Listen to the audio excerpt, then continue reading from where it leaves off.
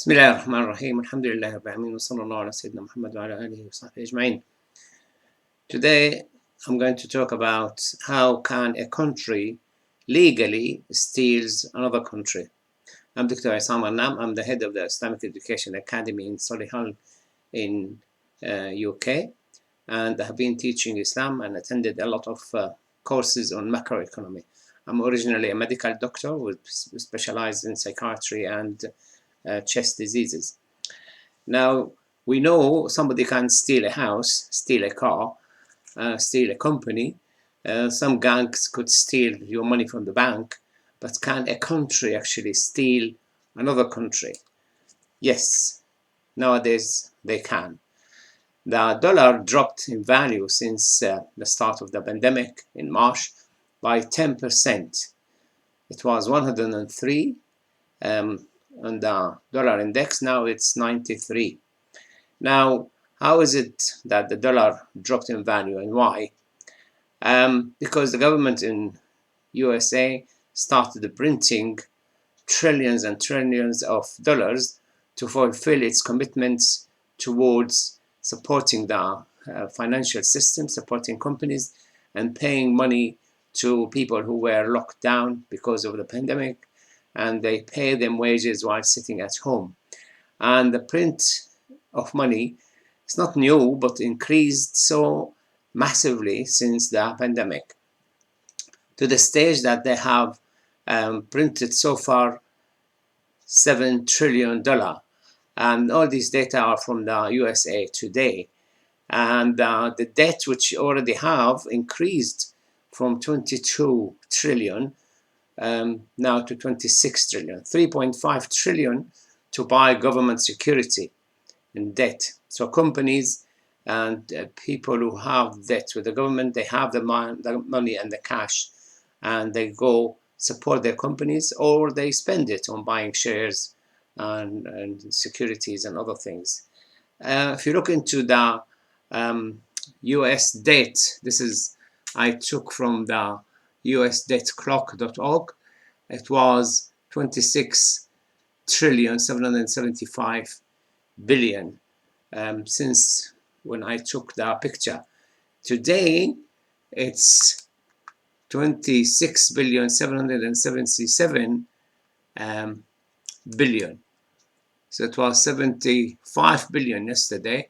It's 77 billion today, and the number increasing, making the American debt so massive. So what's the effect of that on the world currencies and economies? You can buy less euro with the dollar. Although Europe created 4 trillion euros, but they still created less than America, and their euro increased in price than the American dollar. You can buy less pound, and similar in a way because the British government created 2 trillion pounds out of nothing, just printed, digitally printed, not even on paper. And because Boris Johnson was going to break the international law, the value of the pound dropped a bit, but it's still less than its value, what you can buy by the dollar before the pandemic, if you look into this there. Now you can buy less Chinese yuan by the dollar. You can buy less Japanese yen by the dollar. You can buy less Australian dollar by the US dollar. But look into these countries.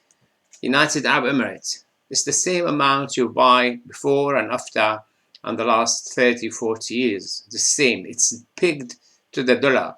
When the dollar goes up, the dirham goes up, the dollar goes down, dirham goes down.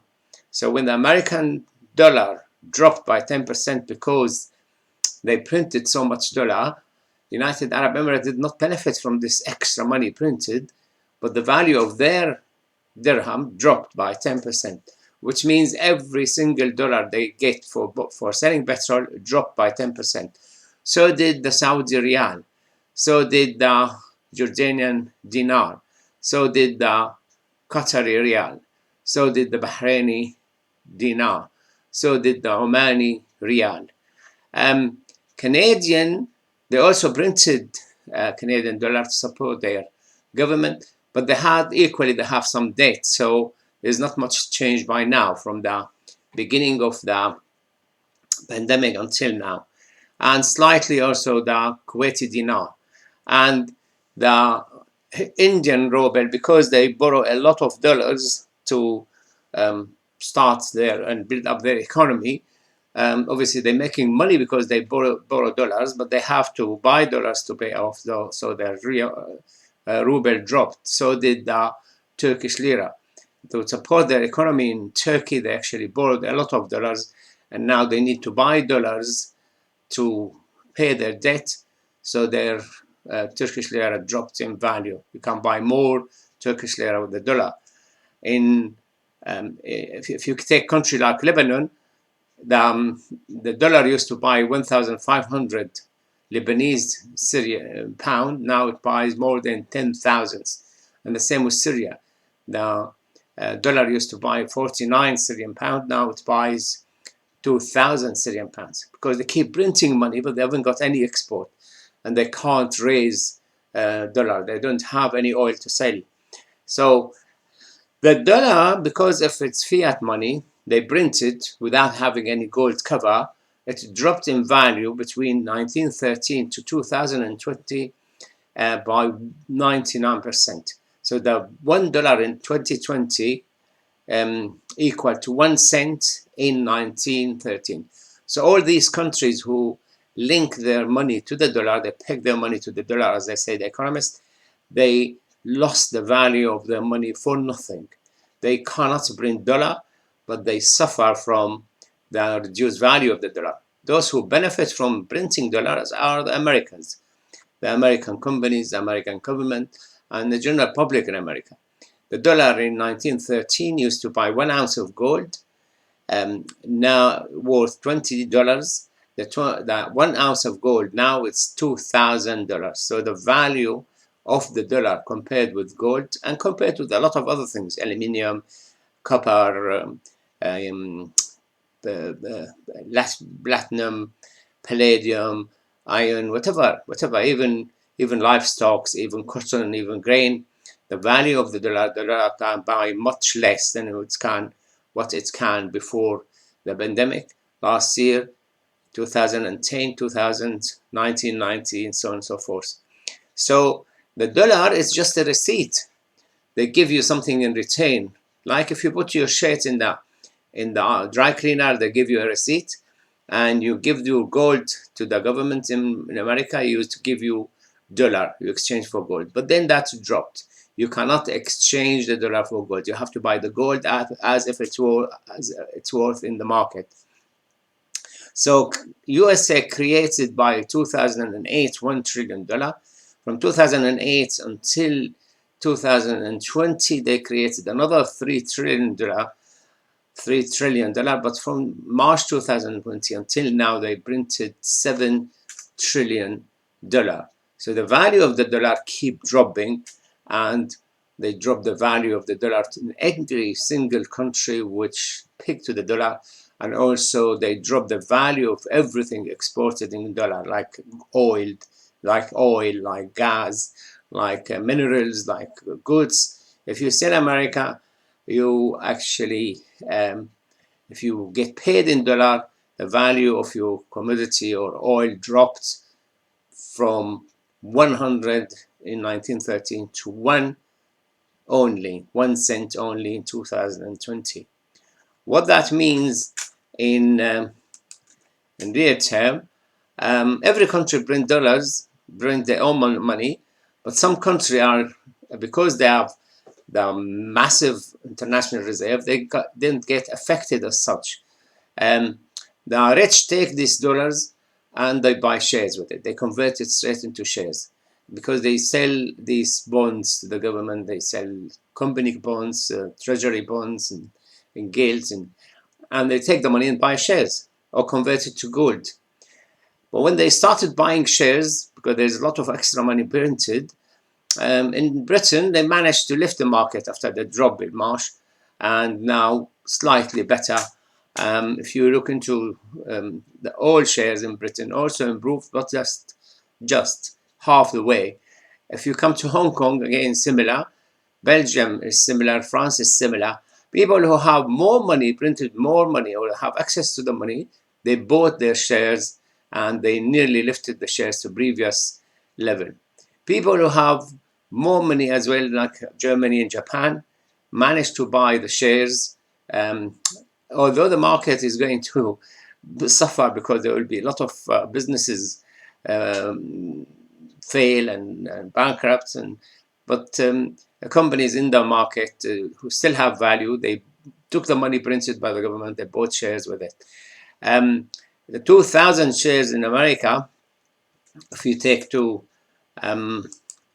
2,000, the Russell Index, 2,000 big companies, it's improved, but not to the previous level like before March.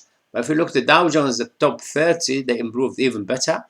But look at this. If you look into technology shares in America, where they are making more money, like Amazon, Facebook, Google, Apple, they actually nearly doubled in price. So the bottom was 6,000 in March, and now it's 12,000. It's dropped the last few days to below 11,000 now. It was on Friday, yesterday. But still, because of printed amount of money, so much money flooding the market, they managed to buy the shares, especially in tech company, which is working better now after the pandemic, being online and things. Can anybody print money? Yes, but if they are small or vulnerable, like Germany, after the First World War, they wanted to pay their debt, so they started printing a lot of marks, and the marks dropped in value. So they start printing, like here, 100 billion mark. And eventually, to solve their problem, they started the Second World War. And the money became so massive but have no value at all. So people started burning it in the oven, and they started carrying and throwing it in buckets, or using it as wallpaper, or just brush it and throw it away. It has no value. So poor country who print money, like Syria, Lebanon, Iraq, Egypt, and all these countries who print money, and they haven't got the export to exchange it for dollar or euro, it will lose value, become useless. Like Zimbabwe, they start printing the 500 million and 5 trillions and things. This is $100 billion. This is $500 million. And this is $100 trillion. Because have no value. Even the paper printed on it become more expensive than the money itself. It costs more money to print the money than the money itself. So in Zimbabwe, a loaf of bread, the price of loaf of bread became, in figures like, equal to the money you need to buy 12 new cars a decade before. So printing money will not help a country unless they have a control over the international reserve, like the US dollar and like the British pound. So in spite of that, having control over the international reserve currency, the value of the dollar kept dropping because they print a lot of dollars. So as I said earlier, it became like 1% of its value in 1913. And because America have control over 60.89 of the reserve, the value of the money drops, but those who will pay for it, majority paid by foreign countries and foreign owners of dollar. And because they have 60% of the control of the international reserve, it will not show. It will not drop like the Lebanese pound dropping, like the Syrian pounds dropping. And the same with the euro. Although they printed 4 trillion euro, because they have 20% of the international control of the reserve currencies, it didn't show much. The same with Japan, 5%. The same with the British pound. We have 4.62% of the international reserve currency. The Chinese have much less.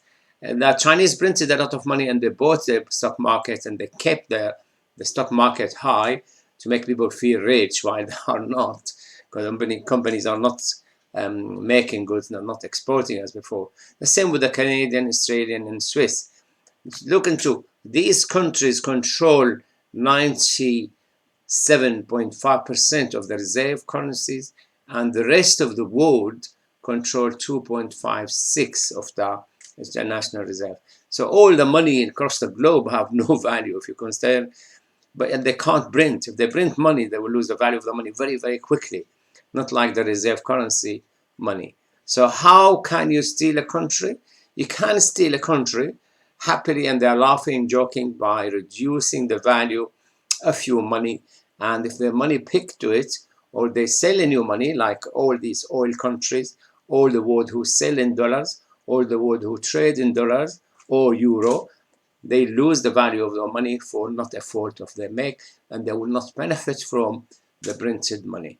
So can you stop a country stealing another country?